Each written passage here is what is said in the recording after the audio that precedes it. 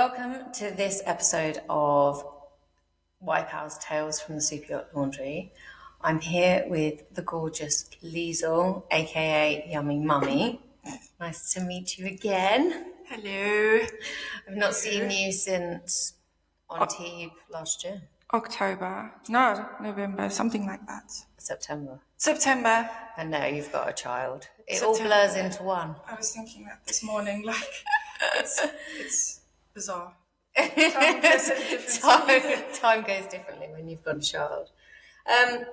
So before we get into yourself now and Yummy Mummy, obviously we always start with how on earth did you get onto a superyacht? Oh, wow. I need to take that back to India. I was at that point, I was a lawyer or a solicitor working at a compliance firm. That sounds exciting. Billable hours, hashtag. And I just woke up one morning saying, this is enough. And I took a sabbatical between two court cases. I ended up in India for a couple of months. I saw a guy jogging by and it was like love at first sight. And that's my husband, and we've been inseparable ever since. So what was he doing in India? Just nothing. Absolutely nothing. Now imagine taking that home to your father. Here's my unemployed boyfriend. And then we regrouped in South Africa. We started traveling and fell into yachting in Fort Lauderdale and haven't looked back ever since. So what were you doing in India?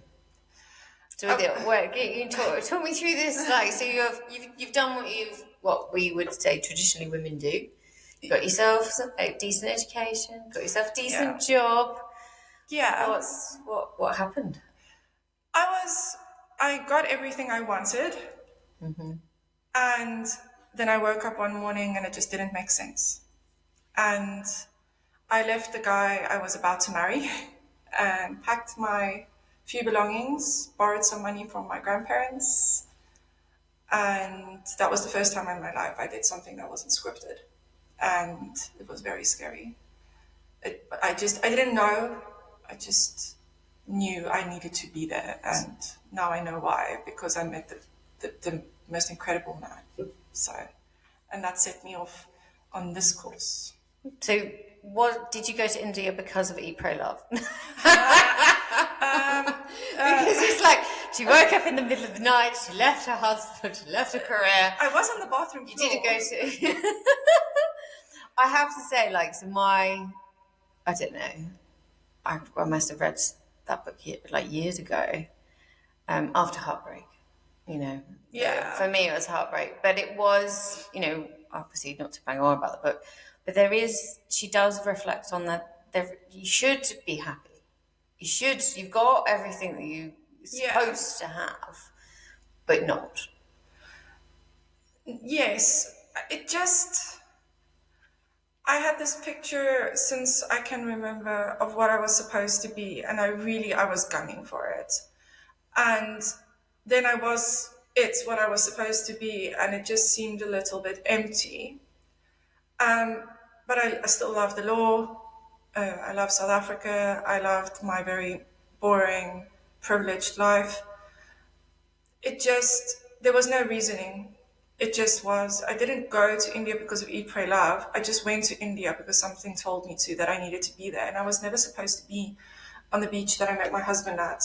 It was literally, I was standing at the airport and I said, the next name that pops up, I'm flying there.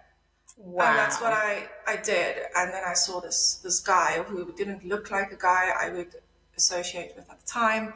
But what an incredible human being without him, I would not be where I am today. So how did you end up in Fort Lauderdale? What's the yacht thing? We were in Vietnam doing the motorcycle thing. And then my friend was in yachting, but at that point it just didn't seem like something I would do. And there was just a flight available to Miami. And then I was there. And then my friend asked me to help at a party. And then I got a taste of this yachting thing. And my life took a really bizarre turn because it didn't follow the normal yachting norm or the milk run. I really was privileged to see very, very weird places and very incredible places. So you were in Fort Lauderdale. Yeah. What were your first impressions of like the yachty world like? It bothered me a lot. It wasn't pleasant, my first experience, because I came from spending a significant amount of time in Asia and in very remote places in Asia, like Kuching. Deprived places. Yeah. And there wasn't choice. And I found myself being significantly more at peace with less choice. And then all of a sudden you're in the US and you have aisles and aisles of cereal. And then I fell into yachting, and the first time I think we're at home was when I opened the snack cupboard, and I've never been exposed to so much excess. And I'm not judging it, I'm just saying it didn't sit well within my soul. And that was my first experience. But then you sort of get addicted to yachting and the lifestyle and the go, go, go. And then now I'm here, now I'm not, and the disposable income. Oh, the disposable income. Yeah. Where did you go that you on yachts? I know obviously you've travelled, but like what was the highlight of somewhere you went on board? Madagascar was very unique. Wow, you went to Madagascar. And I went to something incredible place I'll never forget that I really wish my husband was there. I forget. He went there like 4 years after with another yacht. It was Liezl, which was it's either Raja Ampat or Komodo. That was very unique parts, and Hong Kong. It's all different yachting styles. I've seen incredible places, but let's say the most unique was Liezl. Where the sharks are swimming underneath your house, and then you're like looking, and there's sharks, and that was incredible. So you're on board.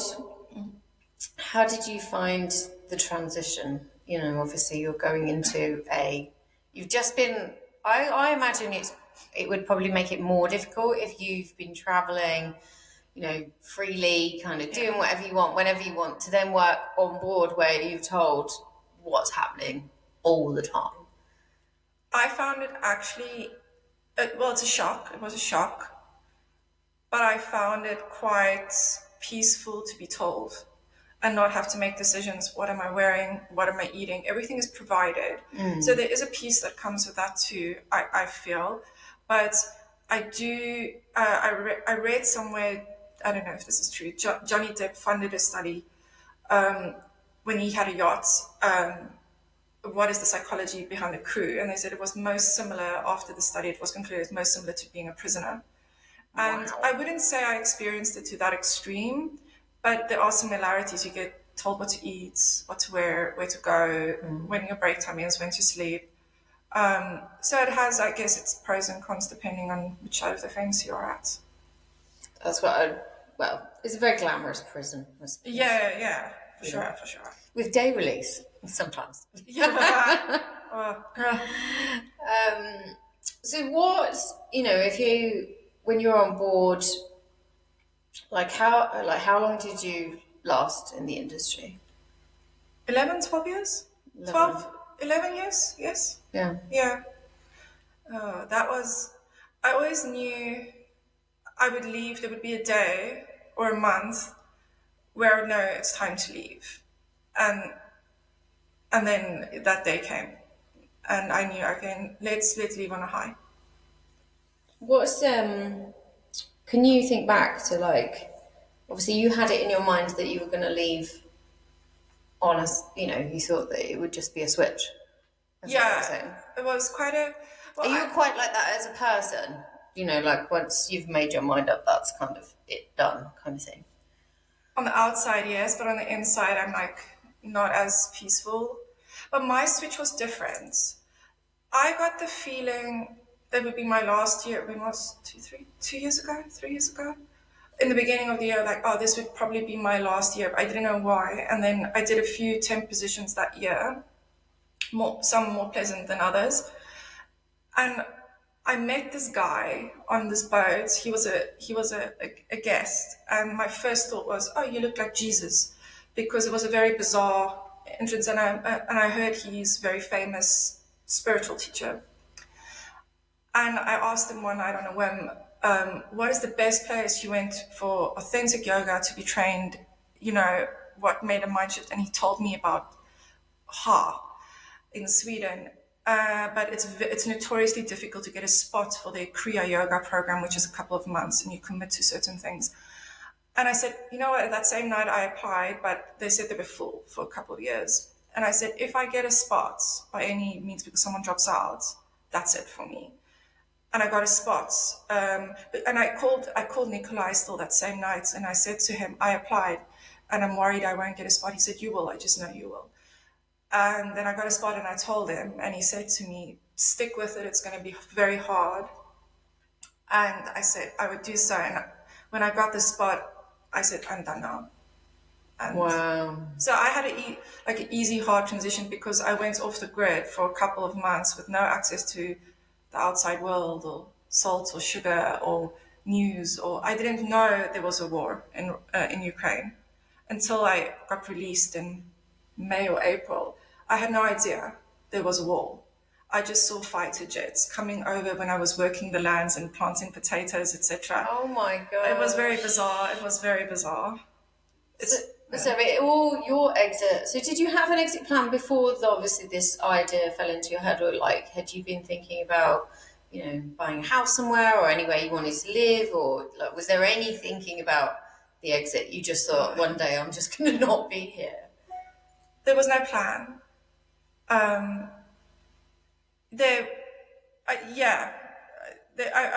We had properties before then. I didn't know where we would stay. I knew it wouldn't be South Africa due to the current political climate. No, there was no plan because I for sure didn't save enough money. Not because I was frivolous or something. I guess enough is never enough as soon as you've tasted it, and we invested as best we could. We invested poorly. I think I made all the normal mistakes yachties make. That's why I wish that I met someone like your husband, Tim, or something before, it's important. So yes, no plan. Why didn't you want to go back to South Africa? Why didn't I? Because I don't feel safe. And I don't like that feeling. The last time I was in South Africa was the last year I was in yachting. And I observed things that were very disconcerting to me. And within the 6 weeks I was there, because I was waiting for my British residency there, they broke in twice. They, meaning I don't know who they are. It was dark. And it was just not a good feeling. It's not a good feeling, and it's not how I wish to raise my daughter in fear. Is that changed in your, obviously growing up as a kid? Would you say that it's got worse over there? I think it's become more unstable, but possibly I wasn't so aware of it because I did lead a very privileged life. I know this is not the point of the discussion today, but as a Caucasian female, I was on the privileged side, which I'm well aware of. I just think it's going to take a lot of time for things to be resolved. One hopes. One hopes. So you're on board, you have a random conversation with a guest. Yeah, that's so random. And he suggested a yoga, it's like a training facility? It's a sadhana, which is, it's functioning within an ashram. Now, sadhana is, the first rule of sadhana is you don't speak about sadhana. It's like Fight Club. Right. So yes, a training facility of sorts. But you immerse yourself in what is known as yoga. Right. And it's 3 months. Give or take, yeah. Give or take. Depending on when he feels you're ready. Okay. What was that experience like? It's the hardest thing I've ever done in my life. It truly was. Because you go to a different place in your head. But now I'm sounding like a tree hugger. But you do go to a different place in your head because part of this program is at least 33 days, continuous days of silence. No reading, no writing, no speaking, no gesturing. And wow. But I really enjoyed that in the end because if no one talks to you, you don't need to talk back. So that's like really stripping back stimulation. You're not allowed soap, that smell. I got into trouble a few times because of that, because I really liked the Body Shop and Rituals, and they took away my sew. It was really it was very traumatic. After being on board, I think it would be more devastating. You know, if my yachty, before yachty self, if you took soap away, I'd be gutted. But when you come from an extremely clean environment and you get obsessive about cleaning stuff as well as yourself, to not have soap would be pretty... But it was, they did have a valid point. Your senses become very, very sensitive. Mm-hmm. So, because you're practicing Kriya, which is something you get initiated in, so I can see the smells would bother you, but at the time I was very rebellious. Well, it sounds fascinating, like stripping back the senses and the stimulation to obviously get you to really tune into yourself. I suppose that's probably where it is. And your environment, be more in tune. You're more grounded for sure. On yachts, you're not grounded. No. Well, physically as well, you're not grounded. So that was quite intriguing. So you've done your training. Yes. Then what? Well, it needs to be a week before I went into the ashram, quite. For my birthday, my husband gifted me, you know, those astrological sign reading people. Oh, cool. Anyway, first time I did it, but the lady kept telling me, like, this is your year where you go into your purpose and you're going to be aligned with it. And one of it is you're a connector. And I didn't know what it meant at the time. Anyway, going to the ashram, and I was meditating one morning, and I was very anti having children for various philosophical reasons.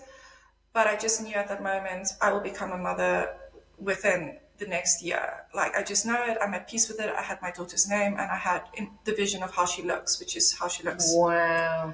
And I came out not knowing where my husband was because he was in a world traveler. So I put on my phone, and he said, guess what? You're flying to Panama. You're meeting us there because his yacht was because of the war situation. So I needed to meet him in a neutral zone, which was Panama.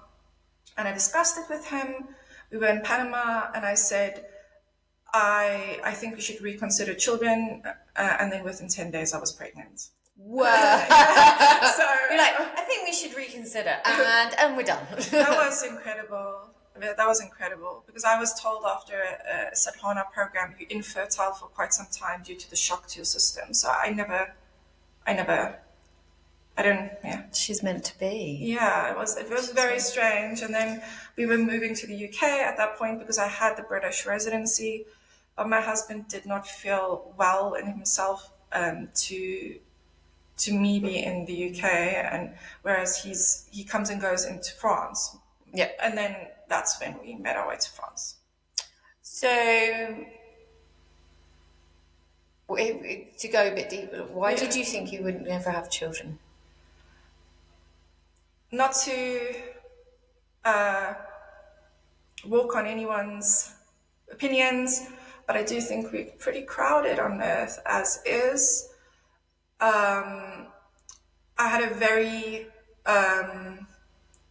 hot-cold relationship with my own mother, and I had some things I was dealing with that. And I didn't trust myself to be able... I don't want to mess it up. Yeah. You know? No, I completely... You're a mother, you know. 100%, you know. Myself, personally... I can never remember not wanting kids, but I remember not wanting children until I felt like I could do it, if you know what I mean. So my childhood was pretty rough, and I knew quite consciously that I had a lot to work through. And it is the same thing, you know, I could not bear to damage a child. Do you know what I mean? I could not bear it. I could not bear for them to ever experience, not that they would ever experience what I experienced, but that's always, you know, in my mind. And I knew that I needed to definitely sort out some things with myself. Like, I was very aware of that. So I can completely empathise with that. And I think there's a lot of women. So one of the things that I'm noticing after interviewing lots of women, there's lots of women out there saying that they don't want kids. You know, it's same with you. The world is crowded. Yeah. And for various, I'm too selfish, I'm too self-centered, all of these things. I'm going to put my opinion out there. I'm absolutely gutted because the women that are actually thinking that far into what it is and the responsibility of having a child should be having children. No, I agree. 100%. Like they really should be having children because they are the right type of person to have a child and take on that responsibility, even if they are telling themselves that they're not, because they've even thought about it in the first place. The world is going to miss out on some incredible parents, male and female, because they're just, but I also think there's lots of variance at the moment. So, telling women they can have it all. You can have a career, you can travel the world and you can have kids, and that's not necessarily how it plays out. I mean, from my own personal experience, I might not be able to have extra children. I've got one daughter now because I left it so late. So it's an interesting time that we're living in.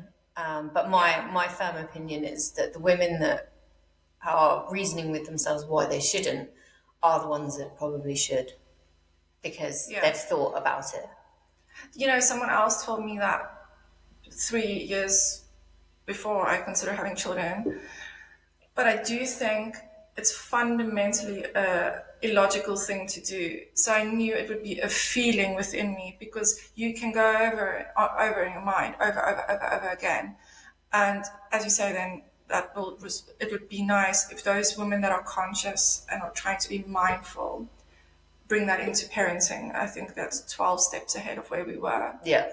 To your thing about women can have it all, I do have a different, maybe a slightly different opinion. I think women can have it all, like any person. You can have it all, but why would you want to?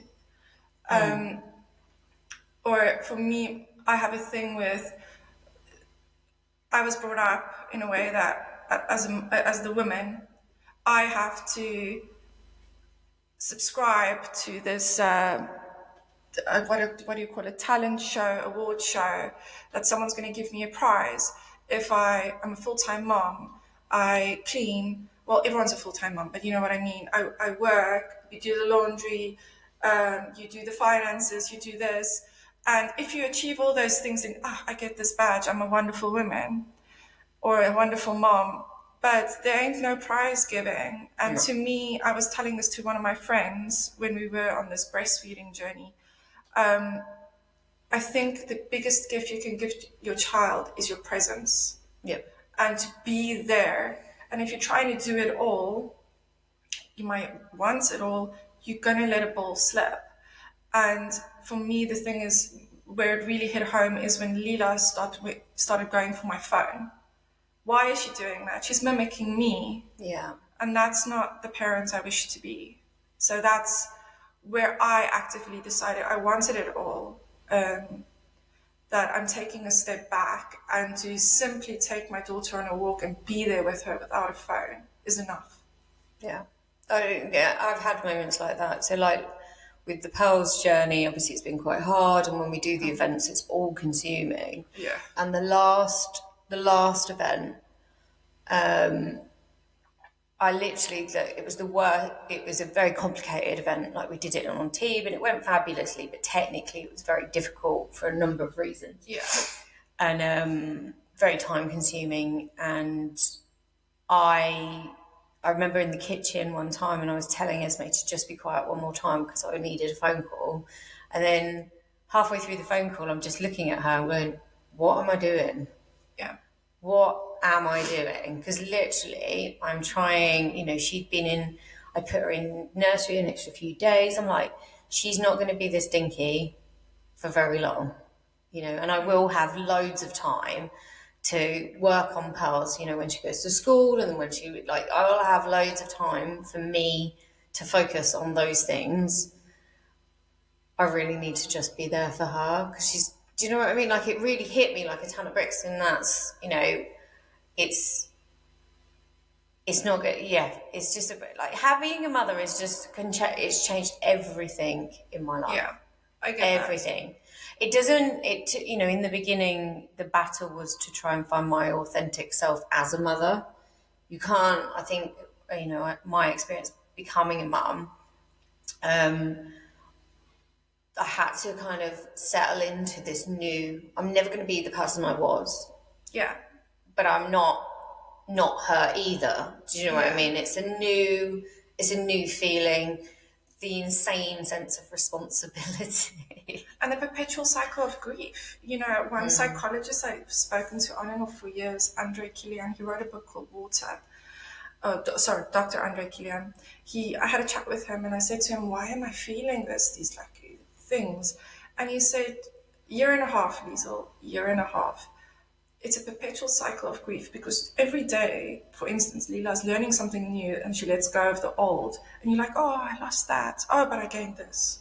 Over and over and over again. So it's only natural that you would feel that way. Yeah, it's, it is. How did you find becoming a mum? So obviously Shock. you got 10 days, you'd be like, oh, okay, maybe let's give it a go. Uh-oh, it's happening. I found the pregnancy journey was not my favorite. I very openly say that because you lose all control over your body, which it's all about control for me. And then you all of a sudden have this little thing that needs you all the time. And you're so exhausted that I found I couldn't even think straight until very recently when my mother-in-law came to help me now for a couple of months and I could sleep and I stopped breastfeeding, which is a big thing hormonally. I'm feeling more and more myself, but I know this is probably such an old rhetoric. Most women probably say this, but I feel like I couldn't even think straight. You can't like that, obviously you talk about time on board and you're doing these long stints and do you know what I mean? And obviously after 2-3 weeks it's over. Yeah. Babies take it to a whole other level, like literally, I remember one time feeling, exactly the same, like just couldn't function. No, you can't. And, I was complaining about some hours on yachts until I was telling my yachty friend the other day, I don't mean to sound like that, Mom, but you have no idea. You have no idea, especially if you breastfeed. Because if you have a bottle-fed baby, you can give it to somebody else. Yeah, and you can sleep. But breastfeeding, you just have to. And it gets to, I remember just passing out one day standing, and I had to call one of my friends. I said, no, you have to take Lila now so I can just for 40 minutes close my eyes. I cannot do this. And especially if you're yachting and you're pregnant and you give birth and your partner most likely is also in yachting, you're a single parent. So it all comes down on you, and it's so overwhelming. It's so overwhelming. What I mean, I don't know. Like I decided. Did you ever think about not breastfeeding? Yes, because I did it for as long as I could. Okay. But I feel like my journey with it, I did it for probably 9.5 months, maybe 10 months. We moved house. Wow. And basically that's when it just, you imagine, because obviously for all those people that haven't breastfed, it all relates to stress. You stop producing. If you're not eating properly, drinking properly, then you struggle to produce. And then obviously, it's so we moved house, and my journey naturally came to an end. There was no way I could move house, still breastfeed, not sleep through the night as well. It was just, I think my body just stopped.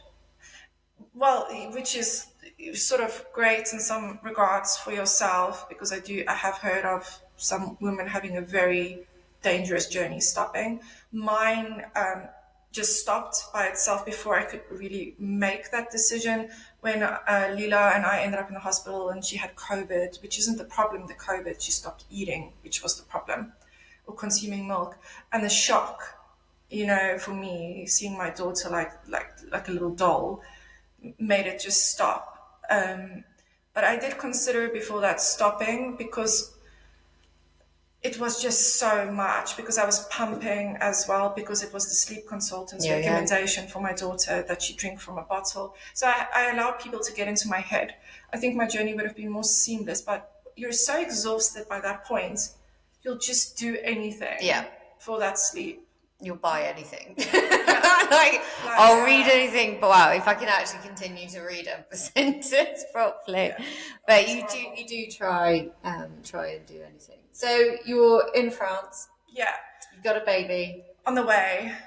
So were you didn't, so did you think about, in this whirlwind, what you wanted to do job-wise? No.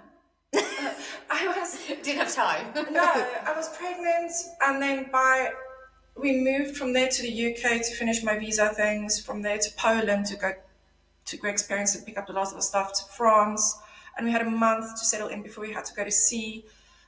And I felt a natural inclination towards yoga, so I thought, why not teach in English?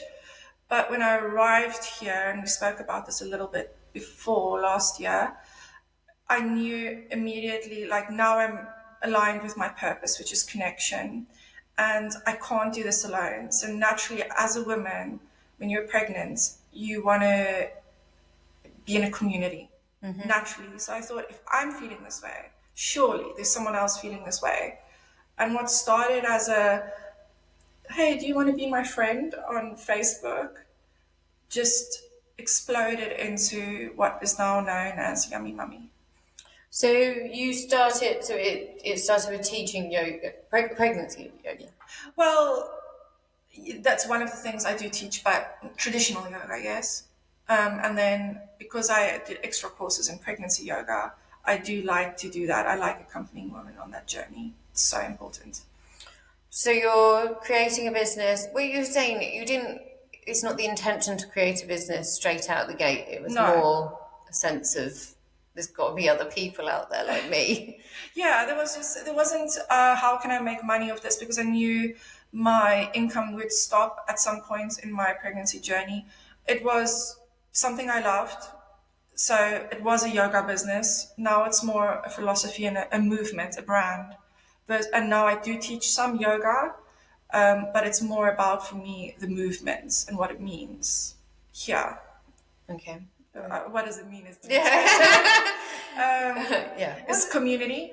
I do feel we are inclined as humankind to move back towards the more communal living spaces. So I wanted to create that within whatever that may mean in the south of France, and be open to whatever Yummy Mummy can evolve to. So it's community, connection.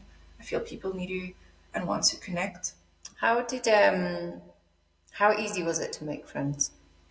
For me, it's always been easy to make connections, to make friends. So that's, for me, I'm more guarded because of yachting. But connection's easy. Just everyone has a story, and I really like to hear people's stories.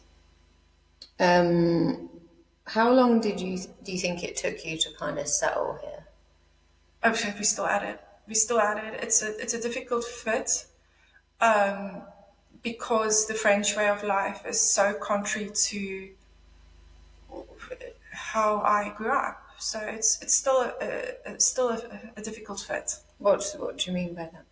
So one of the things that were pretty evident when I was pregnant was the lack of information in English. So that's what the other philosophy of Yummy Mummy is, nurturing through knowledge. And that's why I blog, about the process here. It's very limited, the information in English. And what is forgotten is the expat that arrives here doesn't speak fluent French. So I really wanted to facilitate that process as well. A lot of it's a language barrier, and culturally, my daughter is still half South African and half Polish. We just have a different way of doing things than the French. Do you think that France would be a forever home for you guys? That is the discussion point this weekend. I'll let you know after. It's a lovely way. The weather generally not. It's not good today, but it's a lovely way of life. I just don't know if it's aligned with my purpose. And I think I've achieved what I want to achieve here. I've connected and met incredible women that are doing incredible things. I'm so proud to be a woman here between the expats. I've learned so much, and people have been so kind. And that's why I really, really believe my last philosophy of the yummy mummy is kindness. Just kindness, because it spreads. And it's also finding each other. Yeah. There are, obviously like your network, and there are a number of others. I think one of the reasons, obviously, starting Pearls, the yachting experience is so unique and it changes you. Yeah. I would probably put it on par with people that have travelled extensively as well. Yes. Travelling extensively. Now, I mean, Extensively, really living in, being away for years, experiencing like really different places. I can't describe how much it changes you and how you interact with people, and changes your conversation. And I think yachting does that too. It is a very unique experience. And to have that as common ground to connect, like you're saying with the expat community, finding that common ground to create another community within an outer community is quite unique. I think we're in a different time now as well, that you can really, the power of the internet can help you find your tribe. Yes. Group, and that's what your initiative does. So therefore, you could take it anywhere. Yes, let's see where it goes. I mean, it's ever evolving. Ever evolving. So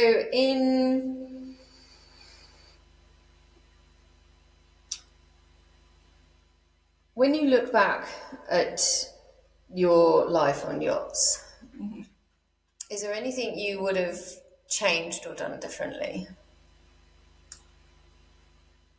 I really put conscious effort in the way I communicate, because I never knew I came across as blunt as I did, which was never the intent. I'm just a lazy speaker, so I tend to cut my words, and it comes across really rude. And it's only when I left yachting that I realized people think you're bloody rude, Liezl. You better, and then they think you're arrogant. So I'm trying to correct that. I don't know whether that's correct though, because I would probably say a lot of people used to say that about me as well. But I think I would probably put it towards the travel. You don't need to. Do you know what I mean? I found it quite freeing to just say what I wanted to say. No fluff. No. It's only when you try to go back on land and you're cultivating relationships that are probably going to last a lot longer. Yeah. You have to go maybe fall back into the norms. Yeah, because I don't think you're particularly blunt myself. But then, maybe I should rather say it shouldn't. Not everything has to be my way. Mm-hmm. Sometimes you want to get something done and you know how to do it quickly, so you're like, do this. But the person on the receiving end of that might think, oh my word, what the hell is this? So, yes, and when my husband and I traveled extensively alone, we only had each other. And you develop shorthand. Yeah. And that might have been beneficial at the time, but maybe not in yachting and on land. I found developing relationships on land is different. Yeah. And if you're in the yachting industry, we talked about this in other episodes, if you're in the yachting industry for a long time, I'd say to women on board, don't underestimate how hard sometimes it can be to make friends. Because you forget. Yes. Because you're given people. Do you know what I mean? There's zero effort put into finding someone to communicate with. And it's such a bizarre reality if you think about it. No one that's not in yachting, that's not in yachting can really understand until you do it. You're living with the people you work with, and they're also your friends and your free time. And if you want to explore a vessel, for instance, this is it. This is your tribe. And personally, when we had off days, I just wanted no one. You just want to be alone. And so are you making friends? I don't know. I made 2 friends in yachting in all my years that are still my friends. But those are people that we actively do not speak about yachting when we see each other. Because, how many times can you answer what boat you're on? Where are you cruising? What's your position? Blah, blah. Where did you go? What boat were you on? Those exciting chats. When you the greenie, yes. And then it's sort of, my husband's rule is he doesn't speak about yachting over weekends if he's not on a boat. So we stick to that rule. So, looking back at your time on boats, and obviously you're still in the south of France, so you're still connected to the industry, your husband's still on board. Have you seen any positive changes from when you were on to where we are now? I love that we've come so far with the protection, specifically of women, because that's my focus, against sexual harassment, etc., because it's something I experienced on board as well. But it's just remarkable how quickly you grow used to certain behaviors. And as I told my grandmother when she was still alive, then what you will accept in year one is X. Mm-hmm. And then little bit by little bit that fence moves. And next year you're like, oh, now I accept this. And then it just becomes a norm. Oh, that's just yachting. That's just how it is. But it's not, it doesn't make it right. So I love the movements now to protect women. Because I asked my husband the other day, would you allow Leela to be in yachting? He said, under no circumstances. Under no circumstances. Because he saw firsthand what I went through. And as I've been very open about it, I haven't had the most pleasant yachting experiences. Potentially, many of it was also my own fault because I didn't research vessels more, or etc., etc. But I didn't have pleasant experiences, and I never want someone to experience that. So I'm super grateful for movements like yourself and all the others I've observed in the last year. There does seem to be, I don't know, maybe COVID supercharged it a little bit, where people have looked at, there's a lot of very proactive women trying to get, change in the industry, which is what my education in the industry now is how slow everything goes. Very. And there's quite a lot of ladies at the moment, which we know it's an issue. Even some of the issues we've got answers, but it's still taking a long time for the industry to catch up. So then this is why movements within the industry, and why I'm so passionate about pearls, in the meantime, while we wait for them to catch up and make, legislation or, rules and stuff for people to follow, unfortunately for women, we're just going to have to get on with it and do the best that we can and educate as many of us as we possibly can to ensure that we keep as many safe as possible, but also help reinforce that change needs to happen. There's a lot. The industry's so slow. A prime example are the salaries, that the junior salary is still the same as when I started, which is mind-boggling to me. I think my days when I started it was 2,500, and it's still 2,500. So change is slow, but at least the wheels are turning to some extent, a little bit. It's a bit, yeah. Knowledge, like you say, you're educating women, you can go here, whereas that wasn't around in my time. No. Which is a shame. There is a lot more to empower women. I mean, the Yacht Crew Helpline is a game changer as far as I'm concerned. Yes. Just because it creates an opportunity to create accountability. If the Yacht Crew Helpline, you're being harassed, attacked, they might not necessarily be able to get you off, but you can start the recording, you can start the accountability. It's recorded. That captain will have to answer. These are game-changing things that never existed. And also, I think there's a lot of stress these days on the importance of a purser in the chief stew role. For instance, I don't think that respect level was there in my time when I started. But now I've heard the same rhetoric over and over from captains, like the chief stew position is such an important one for me. They were referring to themselves. And I really like that because it is such an important role. It's not just about the captain or the bridge or the engineering department. So that perception has changed, which is so important, that you're equal to. So even though the roles differ, but you are equal to in worth. But they don't nickname you like boat mum for it, obviously, because I was mature. You become boat mum. So you're looking after the mental health. I remember on one particular boat, I was kind of the go-between between the captain and this deckhand, and it was like a father-son. The captain was raging, And then we were talking about navigating it. I'm like, it's like I'm married. You know, I think, like you said, for years it's been underestimated, the importance and the responsibility that nobody's talking about that chief stewards have on their shoulders. And if they're not talking about the responsibility that they have, they're definitely not providing support to help them shoulder that responsibility. I think that's changing now. And I think also there's a lot of, especially training providers that are really pushing to help support an individual in that. Because also with the age, you know, you take on a lot of responsibility. You could be managing 4 girls beneath you. You could be 26 years, 27 years old. You know, that's a lot. It's a lot. Let alone the actual job itself, but managing on land is very, you know, in whatever industry, a 27-year-old managing a group of 4 women, varying ages. Do you know what I mean? That's quite a jump.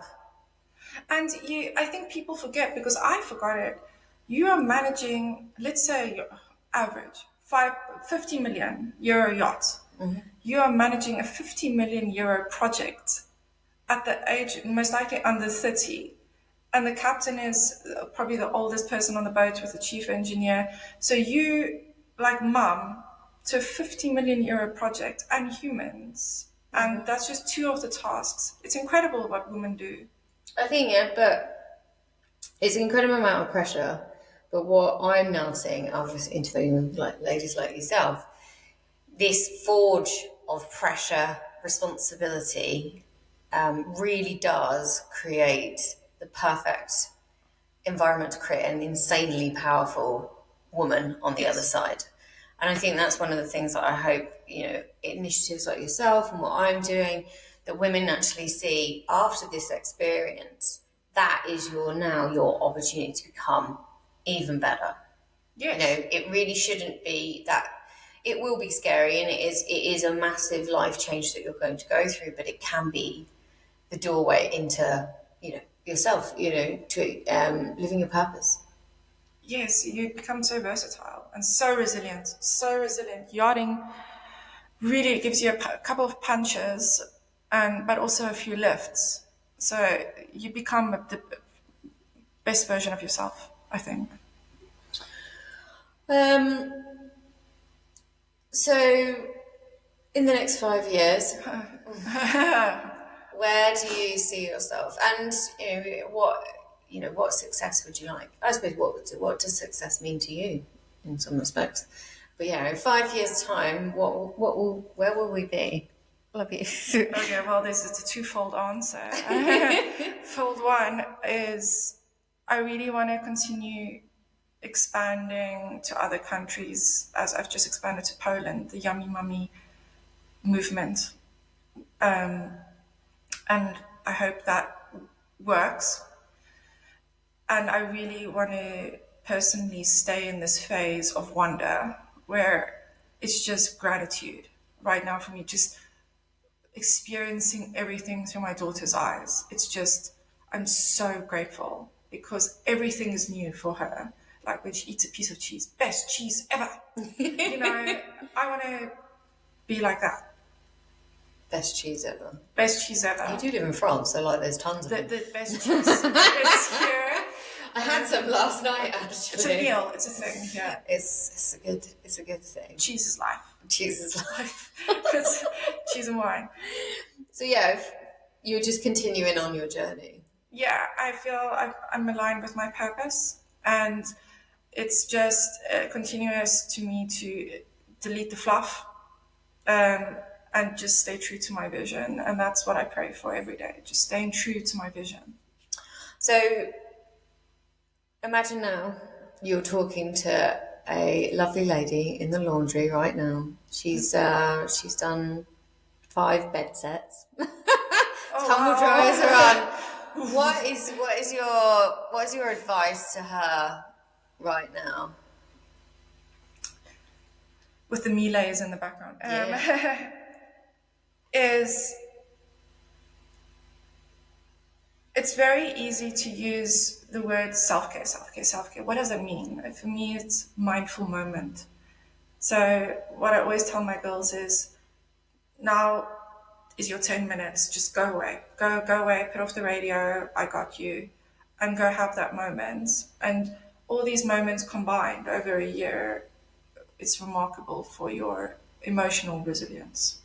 Do your moment, take your 10 minutes, and even if it means standing in the bridge and seeing the beautiful view, be here now for that 10 minutes, and it will make the world of difference. Be here now. It's quite difficult to do. And learn to just say, fuck you. I've always said, we're probably not allowed to swear on the podcast. It's mine, I can do whatever. I've sworn, so it's not. Okay, I'll just talk to the lady like I spoke to my younger sister that time. Put yourself in a position to make yachting your bitch. And that when you put in a position that you financially in the position to say, fuck you, and go away. So always make yachting your bitch. And that's such a horrible way to say something, but at the time I didn't have the appropriate words. What I mean is protect yourself. Yeah. Protect yourself, have your little cash cushion, have your place to go, have your emergency number, so that you're always in the position to say, deuces, I'm out. Yeah. I couldn't agree more to that. You have a nicer way of saying it. Yeah, no, but it's actually probably more appropriate. There is the opportunity now for a woman to do that. Yes. You can have, you join Nautilus, so you've got an employment lawyer in your back pocket all the time. Yes. You have the Yacht Crew helpline. Yes. That on your phone all the time, because the reason why I say about Nautilus is you are at work. Every issue that you come across on board is an employment issue. It will always be an employment issue. Apart from sleeping with a decky occasionally. Yeah. Not really. Well, it could still turn into an employment issue. Not advisable, but yeah. But, you're backing yourself. So you've got Nautilus in your back pocket if the job turns a bit sour. You've got the Yacht Crew helpline if things, you're struggling, or whether worse, more horrible situations are occurring. It creates accountability. You've also got the opportunity now to have your own income protection. Now, exactly. I know this is a bit complicated for ladies, but this is a massive game changer. So it's called income protection, but basically what it is having your own insurance. So if you fall down the stairs into the crew mast and hurt yourself, the boat will cover you for the first 3 months. Generally, that's how it stands. You can have, for the price of a bottle of rosé a month, cover yourself for the rest of your life. Now, I know for girls that haven't got on-land commitments, it probably would be more, make more logical sense for women that have property. You start thinking about, right, okay, if I didn't have a job, what the hell am I going to do? Through accident, injury, and also through mental health, which is a brand new thing. So if you're struggling with your mental health, you've developed an eating disorder, you've got this insurance that you can get off, sort yourself out, and go back to work. You don't need to tell your captain. You don't need to rely on, the boat's insurance for anything. You can literally bitch the industry and protect yourself. Exactly. How confident would you feel if you walked onto a boat and everybody's like, oh, they might pay for this, they might pay for that. And you know what? If they don't, I've got my own sort of matter. Do you know what I mean? If the captain doesn't want to pay because he doesn't think that going off and getting my smear done is essential, but I think it is. Do you know what I mean? I 100% bitch the industry. It's so important. And prime example is one of my best friends. His finger got ripped off a year ago, and she was the chief stew. And, you need your fingers doing the job, obviously. And the situation was handled so poorly. An accident happens within a second. You need to protect yourself at all times. And now you have all these options. You even have Yacht Pulse app, which I never had, which is just, it's a fountain of valuable stuff. Well, it's connection to the right people to help you with all of the issues. How I've created Pals is that if my daughter got on board tomorrow, she's 18, she wants to go for it, what can I arm her with if she doesn't want to tell me there's a problem? What can I put at her fingertips? So it's like what your husband was saying, definitely not for her to go on board. It's not the same anymore. you could arm her with exactly, a number of yes. things now. So she'll still get to have that amazing experience, but she'll be a lot safer. I mean, that's the only thing you can hope for as a parent. Change is coming, just very slowly, but it's coming. It's coming. So before we finish, can you tell me a crazy story from your time at sea? The one that came that I was vastly inappropriate. No, you've got to go. What first got into your head? Oh no. Do it. But does land experience count as well if it's merged from a yacht? No, whatever. Crazy story from yachting. I was stationed in Saudi, and we all know it's quite a strict environment. Yep. And bags get scanned, obviously, by the authorities. And I was called at one point, and I was the security guard, because I was managing a big team of girls, and he kept yelling to my male counterpart, "Dicks, dicks, dicks, I found so many dicks." And I'm like, this is a language thing, I don't understand what's going on. So I just became smaller and smaller in my abaya.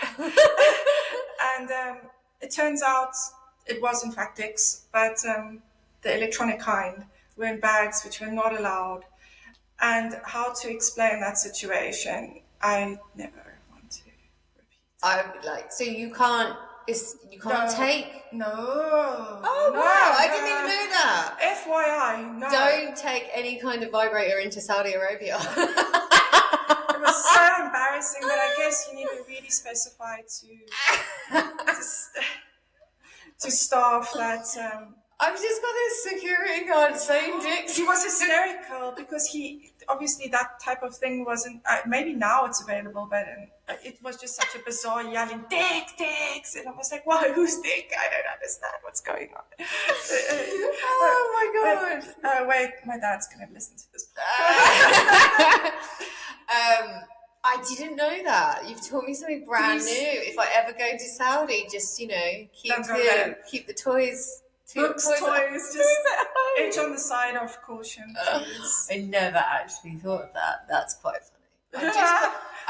We went to Egypt, so I've got a clear vision of a security guard shouting dicks in my head, and it's just, I'd probably cry with laughter. Or scared about being put in prison. So many things cross your mind, because I wasn't sure whose dick he was referring to. I wasn't sure, does he think I have one? What? Yeah, I was so confused. And you have no alcohol at that stage to numb that experience. Not that I'm preaching. That's brilliant. That's absolutely brilliant. Ladies, what have we learned there? Yes. Please call me before going to Saudi. Oh dear, I ended up in Dubai, but I can't. No, I think they're more lenient there. I don't know, but Saudi definitely not. Not the country you want to push change at this moment in time. No, well, not push change in the country where they can probably put you in prison. They put people in prison for less. I know, that was what's going through my mind. It's not even my thing. Honestly, I've just got a clear vision of this. Did I paint that picture? You have painted that picture. It makes me smile. But everyone was very gentlemanly, had very pleasant experiences in Saudi. They were just shocked the amount. At the audacity of doing this in this country. And the jokes after that were not something for a podcast. That's brilliant. Thank you so much for sharing that story. I've learned something new today. Well, I've learned lots of things, but that's definitely definitely a new one for me. Thank you so much for coming on the podcast. Thank you for having me. Pleasure. Always a pleasure with you. Always. Yeah, we always do have quite nice chats, but is it lunchtime yet? Is it rosé time? I don't know. From France. Thank you so much for coming on. All of the details of Liezl's project, the Yummy Mummy, will all be in the links. She's on Insta. You'll be able to find all of her details. Thank you very much for tuning into this episode of Why Pals Tales from the Superyacht Laundry and joining us. If you want to carry the conversation on, we do a Thursday night live where we talk about this episode, or you can join us in the app and discuss all of the other issues that we've covered. All of the information will be in there. So yeah, please come and join us, and see you next time. Bye.